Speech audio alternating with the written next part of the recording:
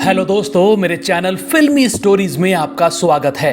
पुरानी हिंदी फिल्मों के एक महान चरित्र अभिनेता और कॉमेडियन बीरबल खोसला की अचानक मौत की खबर ने सबको हैरान कर दिया। बीरबल वही एक्टर थे जो शोले में आधी मूंछों वाले कैदी के किरदार में खूब मशहूर हुए थे। बीरबल को चाहने वाले लोगों को उनकी मौत की खबर तो मिली, लेकिन किसी को उनकी मौत की बदकिस्मत वजह पता नहीं चली। इस महान अभिनेता की मौत की दर्दनाक वजह अब निकलकर सामने आई है। ऐसी बदकिस्मती कि आप भी जानकर हैरान हुए बिना नहीं रह पाएंगे। चलिए हम बीरबल खोसला के फिल्मों में आने से लेकर उनकी मौत की बदकिस्मत वजह बताते हैं। सतेंद्र कुमार खोसला यानी बीरबल 29 अक्टूबर 1938 को पंजाब के गुरदासपुर में पैदा हुए थे। हालांकि बंटवारे के बाद परिवार दिल्ली चला आया था। सतेंद्र की पढ़ाई लिखाई दिल्ली में ही हुई।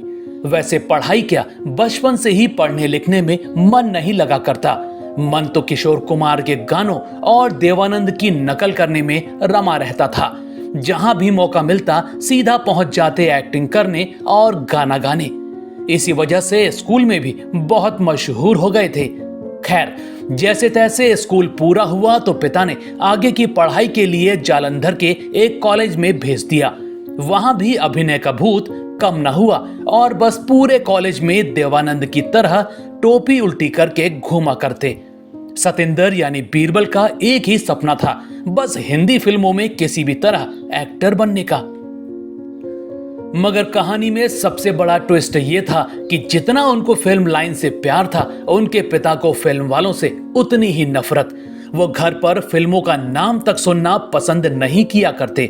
बेटा पढ़ने में फिसड्डी था तो पढ़ाई पूरी होते ही वापस दिल्ली बुला लिया और बैठा दिया अपनी दुकान पर। उनके पिता प्रिंटिंग प्रेस का बिजनेस किया करते थे। वो चाहते थे कि बेटा अब बिजनेस संभाल ले, लेकिन बेटे का मन तो बॉलीवुड में था। फिर भला प्रिंटिंग प्रेस में कैसे लगता। अब बताते हैं प्रिंटिंग प्रेस से सतेंद्र यानी बीरबल फिल्मों में कैसे पहुंच गए। 1962-63 की बात है। हुआ ये कि पिता ने इनको दुकान के लिए ऑर्डर लाने के काम में लगा दिया था। एक दिन बीरबल आए और बोले, पिताजी, बंबई में प्रिंटिंग प्रेस के बहुत ऑर्डर होते हैं। मैं वहां जाता हूं और ढेर सारे ऑर्डर लाता हूं। पिता ने भी मंजूरी दे दी और सतेंद्र निकल गए बंबई। मगर जाने से पहले एक काम भी करते गए। इनकी जान पहचान राज कपूर के मैनेजर सोहन बाली से थी। वो उन दिनों दिल्ली आए हुए थे।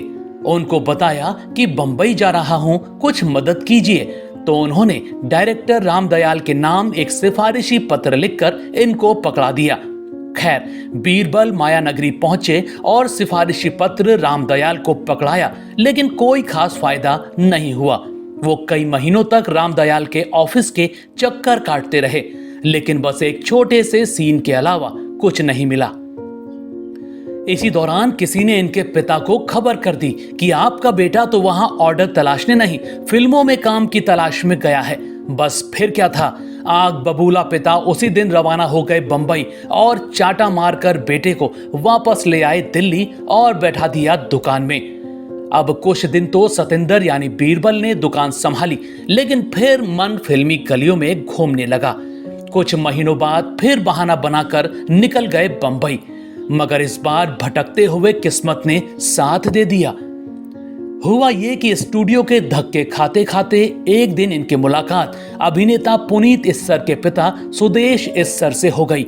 सुदेश उन दिनों मशहूर निर्देशक राज खोसला के सहायक हुआ करते थे।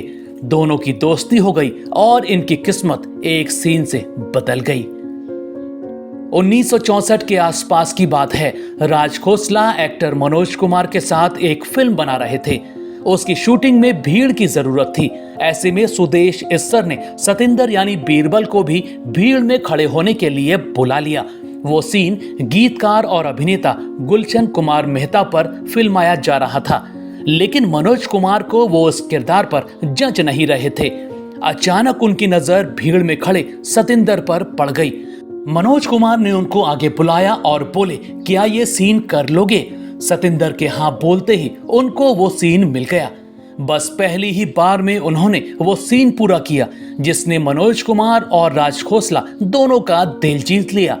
1966 में फिल्म आई थी दो बदन, जिसमें भले ही उनको दर्शकों के बीच खास पहचान न मिली, लेकिन मनोज कुमार और राज खोसला की नजरों में वो चढ़ गए। राज खोसला ने ही उनको एक और फिल्म में मौका दिया।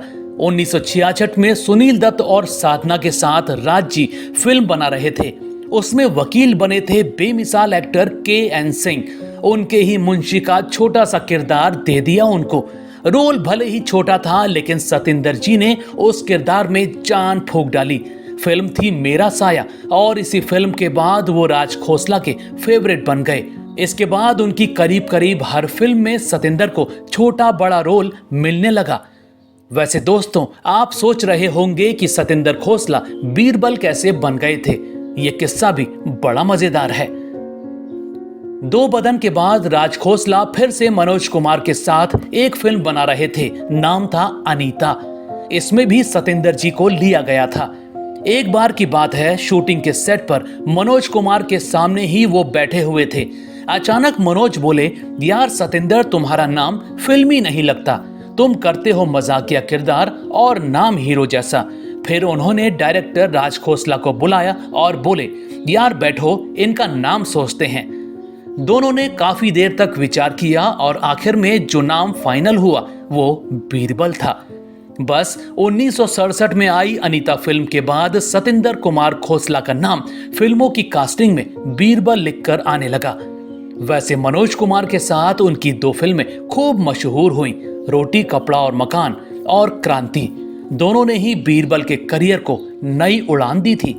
लेकिन जिन दो फिल्मों ने उनको दर्शकों के सामने एक अदाकार बनाकर पेश किया था, वो थी 1967 में आई बूंद जो बन गई मोती और 1977 में आई अनुरोध, जिसमें बीरबल असरानी के असिस्टेंट बने थे। हमेशा नशे में रहने वाले युवक के किरदार को उन्होंने ऐसे निभाया था कि लोग वाह वाही करने लगे थे। वहीं शोले फिल्म में उनका वो सीन तो अमर हो गया जब कैस्ट्रो एक कैदी की दाढ़ी बना रहे होते हैं और अमिताभ धर्मेंद्र की सुरंग की बात सुनकर उस कैदी की आधी मूंछ काट कर भूल जाते हैं। वो कैदी बीरबल ही बने थे। ऐसे ही कितने ही मजेदार रोल उन्होंने किए। कुल मिलाकर 500 से भी ज्यादा फिल्मों में अलग अलग रोल में वो नजर आए। इनकी निजी जिंदगी को भी जान लीजिए। भले ही बीरबल ने पिता की दुकान में बैठने की बात नहीं मानी, लेकिन शादी उनकी ही मर्जी से की थी। पिता ने दिल्ली की ही नीना नाम की लड़की से इनकी शादी करवा दी थी। दोनों के दो बच्चे हुए, बेटा संतोष और बेटी शालिनी। बेटी की मुंबई में ही शादी कर दी और बेटा शिपिंग कंपनी में सिंगापुर में रहता है। दोस्तों, मौत तो सबको आनी है, मगर इस महान अभिनेता बीरबल की मौत की जो वजह सामने आई है वो जानकर आप भी चौंक उठेंगे। असल में 2 महीने पहले के आसपास की बात है। बीरबल जी बैठे हुए थे, उम्र संबंधी दिक्कतों के अलावा एकदम ठीक ठाक। अचानक बदकिस्मती से छत का एक टुकड़ा टूटकर उनके सिर पर गिर गया। इत्तेफाक देखिए, ये टुकड़ा सिर पर उसी जगह जाकर लगा जहां 2 साल पहले उनको चोट लगी थी। चोट की गंभीरता को देखकर फौरन उनको अस्पताल में भर्ती करवाया गया। डॉक्टरों ने चोट देखकर साफ बोल दिया कि ऑपरेशन करना पड़ेगा।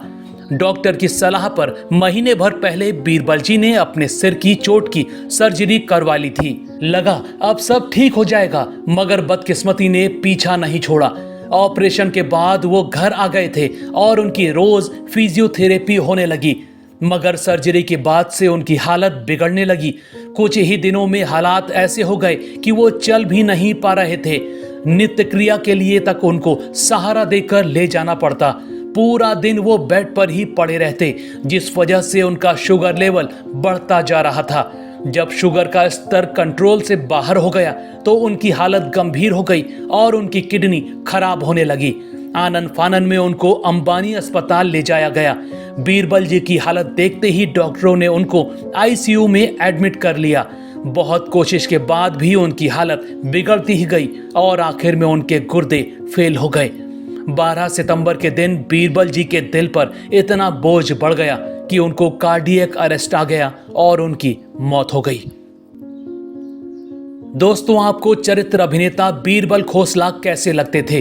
क्या उनकी कोई फिल्म या किरदार आपको याद है? अगर हाँ तो हमें कमेंट में जरूर बताइएगा। बॉलीवुड से जुड़ी हर अपडेट पाने के लिए आप मेरे चैनल फिल्मी स्टोरीज को सब्सक्राइब भी कर सकते हैं। बस बेल आइकन दबाना मत भूलिएगा।